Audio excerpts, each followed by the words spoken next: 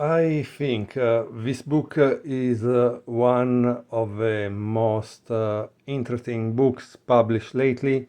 Why? Because it has 99 years of chess history, and at the same time it cross-reference with the real history of humankind. So I want to show you this game, but here, for example, it tell you about Emanuel Lasker and his win and his results, and then of course there is also the world news in brief for the year 1900. So for those who love history and chess, this is the best book you can have. So here they gave as examples two games in the 1900, one played by Chigorin and the other by Pillsbury. Chigorin is a champion that is going down by 1900, is not in his youth anymore, and Pillsbury is a good player, but unfortunately he will not be lucky. If I remember, the problem was his health, if I remember well. So this was played in the German Open Championship in Munich in 1900. E. Alprin is white, H. Pillsbury is black. Of course, in that time, E4 was played not because it's the best by test, like Fischer would say, but because they were romantic. And so they often played gambits, right? E5. By the way, a gambit honestly is a way to learn the game, so it's something that every beginner should learn about. Knight f3, knight c6, bishop b5, this is called Ruy Lopez or the Spanish opening, knight f6, castle, and here we see the fourth problem, right? If you take in the center, you have behind your king, and this is what Pillsbury did, he took. So once you have behind your king, obviously white will try two things. One, to develop all the pieces as fast as possible. Two, he will try to keep your king in the center, right? d4.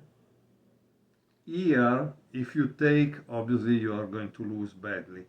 Black plays knight d6, but knight d6, as you can see, stop this pawn from moving, and so this wing will be for sure not developed fast enough. So let's see what happens. D takes e5, knight takes b5, wow, a4 and d6. Here it says, this game was played in the last round. Alprin, one of the back markers in this tournament, had been specially prepared in this sharp opening line. So what do you think white played here? He played e6, f takes e6, a takes b5, and knight e7. I don't know, black's position is really strange, guys. Knight c3, knight g6, look how many moves all these pieces are doing, like the knight f6, e4, d6, b5, 4 tempi. Doesn't make any sense, right? So in this position, it's possible that the best move is queen d4. But in that time they didn't know it, probably they didn't have a computer, and so they played knight g5, bishop e7, queen h5, bishop takes g5, bishop takes g5, and queen d7. And here there is a diagram. When there is a diagram, guys, it means that the author that work very hard to write this book wants you to focus your attention on the position. And since, in my opinion, my videos should teach you something, what I generally ask you is pause the video, think 3 minutes, right? And tell me what would you play if you were white, okay? So why I do this? Because I believe if we just watch the games mechanically, just moving the pieces without asking ourselves any questions, we are just wasting time, and time cannot be wasted, right? So here we go. White played a new move, b6. It seems that Pillsbury before faced rook a3 2 rounds earlier. So as you can see, we are speaking of more than 120 years ago, and we see that the chess player of the time, were attentive to the openings played in previous round, and they were prepared. So imagine that, they were prepared. So after rook a3, Pillsbury won the game without difficulty. But today, more than 120 years ago, Alprin played b6. That is a great move. Why it's a great move? Because the problem is that you cannot take with this pawn, that you would want to take this pawn because it goes to the center and it doesn't damage the structure, because there is this, right? This rook will be taken. So the only thing you can do is take with this. But once you take with this, then the position of these pawns is ugly and it's weak. And so that's why b6 is a good move, because oblige white to take and then to have a weakness to solve as a problem.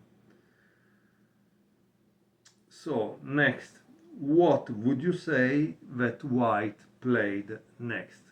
What do you think white played in this position? Try to pause the video, again, think 3 minutes and say it. Why I say 3 minutes? Because if you are going to play in long time control, like the classical time control tournaments, chess tournaments, not online, where everybody plays blitz and bullet, then 3 minutes is what you should use for each move. And so you learn to regulate yourself.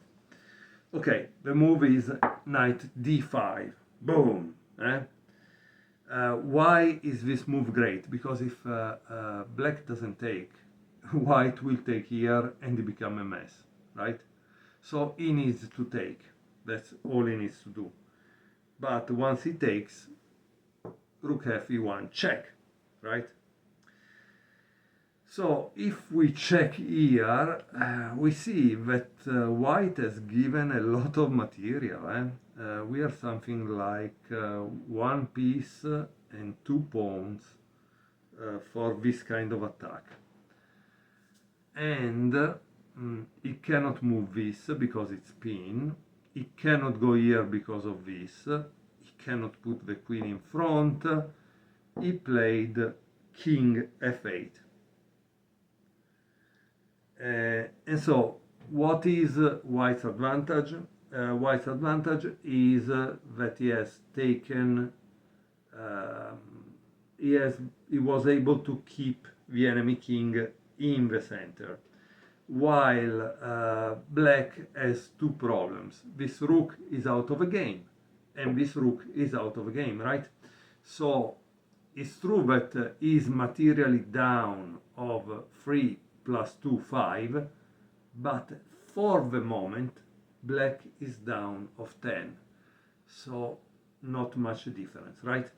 But this is the real difference. While this is a real material, this one is temporary. So you need to do something to solve the problem, right? So what do you think would be the next move by white? White played rook a3 because he wants to play rook f3, and then it's probably kind of game over for him. So what did black play? Knight e5 to protect this.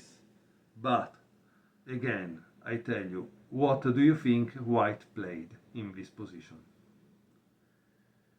White sacrificed another rook. Boom! Why? Because he wants to keep the initiative. The initiative means to try to give checkmate to the opponent, or to get all the material he sacrificed back. So after d takes e5, obviously there is rook f3. That was why he removed the defender on e5. King g8, and now there is bishop h6. Once more, as you can see, white is going crazy. Here, black cannot play g takes h6. Why? Because after rook g3, check, king f8, there is queen takes e5, okay? And so he loses to that. Let's see what he played. He played queen e7. Now white doesn't have much material, so he really needs to solve this situation. And he plays bishop takes g7. What does it mean? That white understood he cannot really win. So what does he do? He tries to give a perpetual check. And that's the problem of chess, right? That there are these ways to give perpetual check. King takes g7, rook g3, king f8, rook f3.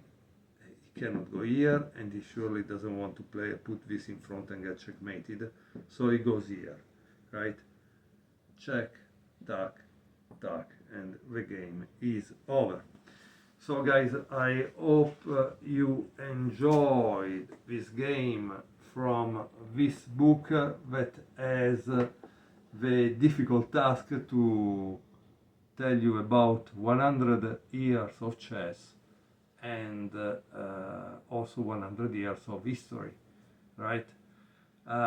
Personally, I really love it. A beautiful cover, and the content is really interesting also for me, because obviously there are many things I didn't know, not for the 1900s, but also for the 1940s, 1950s, and so it's clearly an interesting book that I hope you will enjoy. Thank you very much.